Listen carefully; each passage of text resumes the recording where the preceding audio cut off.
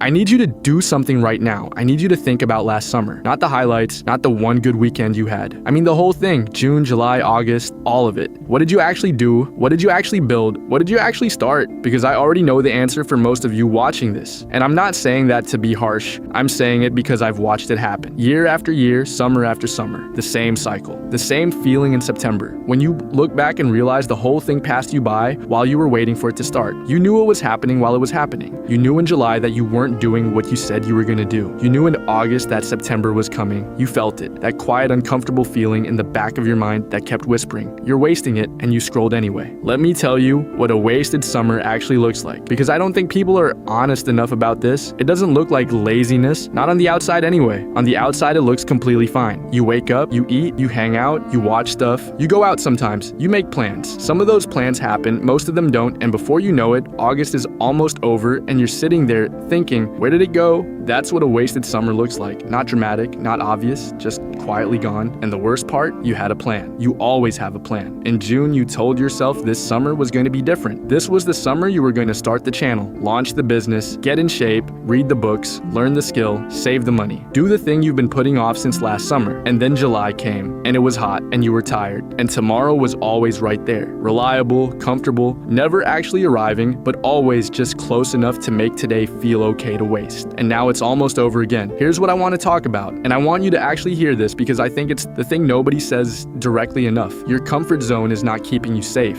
it's keeping you stuck. And summer is the season where your comfort zone does its most dangerous work, because summer feels like free time, and free time feels like permission to rest, and resting turns into hiding, and hiding turns into another summer gone. Think about what your comfort zone actually looks like in summer. It's your bedroom with the curtains half closed at 2 p.m. It's the same 3 apps you rotate through for hours without even realizing you're doing it. It's saying yes to the same plans with the same people doing the same things you did last summer. It's comfortable, it's familiar, it feels okay at the moment, but comfort zones don't stay the same size. That's the thing nobody tells you. They shrink. Every summer you spend inside yours, it gets a little smaller. The world outside it gets a little more intimidating. The gap between where you are and where you want to be gets a little wider, and actually starting, gets a little harder. You're not just wasting a summer, you're making next summer harder to change. I want to be real with you about something. I know why you stay in your comfort zone. It's not because you're lazy. It's not because you don't care. It's because stepping outside of it is genuinely uncomfortable. And uncomfortable is hard to choose voluntarily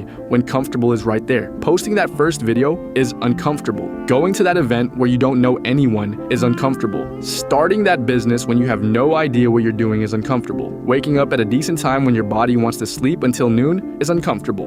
And scrolling isn't. And staying home isn't. And saying tomorrow isn't. But here's what I need you to understand about discomfort. Every single thing you want is on the other side of it. Every single thing. The channel you want to build, the body you want, the confidence you're looking for, the friendships that actually feel real, the life that actually feels like yours. All of it is sitting just outside the edge of your comfort zone, waiting for you to show up. And summer is the best time to show up because you have time. Real time. Not stolen hours before work or after work or between responsibilities, actual time. Weeks of it, and you're spending it inside a zone that was never going to take you anywhere. Let me tell you what the other version of this summer looks like. Not the perfect version, not the Instagram version where everything is aesthetic and intentional, and you somehow traveled to 3 countries and launched a business and got abs. I'm not talking about that. I'm talking about the version where you just did one thing differently. What if this summer you posted the first video? Just one. Bad quality, nervous energy, nobody watching. Post it anyway. What if this summer you went to that event avoiding because you didn't know anyone? What if this summer you woke up at a reasonable time consistently?